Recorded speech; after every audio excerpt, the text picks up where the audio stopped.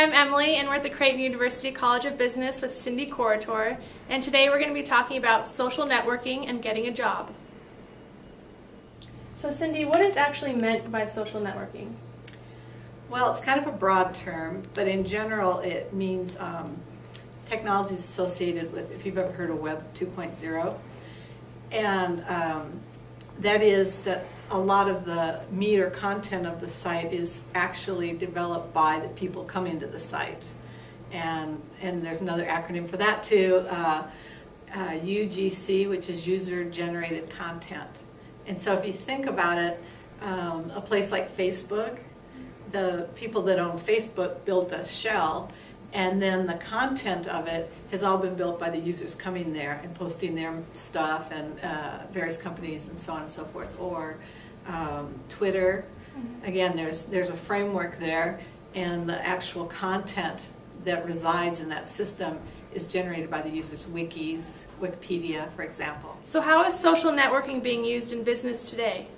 Well, it's kind of in flux. That's a really good question. Some businesses ignore it, and they're probably people my age. But a lot of businesses realize that there's more and more people on those networks, millions and millions by now. And so it's a way to reach people. And I think probably the first area that has really seen a lot of use is marketing. Because the marketing people, they're all about something new and a way to reach people. Now, the problem with using like a Facebook for marketing, for example, people don't go there to hear about products. So you have to be real careful not to do a lot of real hardcore selling. What businesses more successfully do with an environment like Facebook is just to tell people about things going on with their product lines, with their companies, more information. So it's kind of a real soft sell there. And it's an opt-in, meaning that people have to opt in to follow your organization on Facebook as opposed to you sending them stuff. But it's nice because it's right there, timely. If you're doing something, you can talk about it the next day. And it gives an opportunity for other people to have a discussion around something you posted. So it's sort of like your hype is going, your customers are making their own hype about your stuff. Can you talk more about the recruiting process and social networking? Yeah, that's kind of a new use for it.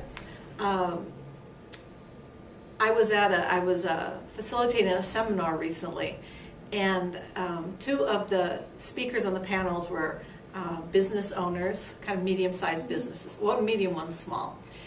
And we were talking about social networking, and they said something that actually quite shocked me. And I know a fair amount about technology these days, but these people were both under 35, had these companies of their own, and neither of them reads resumes when they hire any kind of a job that's out-facing, like sales or anything that's going to touch people. And of course the audience and I were quite shocked. And I said, so what do you look at? Well, they look at Facebook, LinkedIn, and Twitter. So we proceeded to say, why those, and why do you do that? Well, they look at Facebook to see how much of a people person the individual is, because the idea there is that they want people that have out-facing positions. They want them to be people person, just love it, have a passion for interacting with people. And their contention was that by looking at their Facebook, if they've got 200 friends on Facebook, these are people person that spend a lot of time just interacting with people. And that's something they might be looking for in that job. LinkedIn was to see how they connect professionally and see if they're really networked in. And Twitter was interesting. Twitter, they wanted to see if they were following the heads of industry, the people that are experts in the industry, if they're following them, the trendsetters. So do they know who those people are, and are they following them? And it gave them kind of an idea of how much they were into that field, and kind of a reflection of what they might know about it.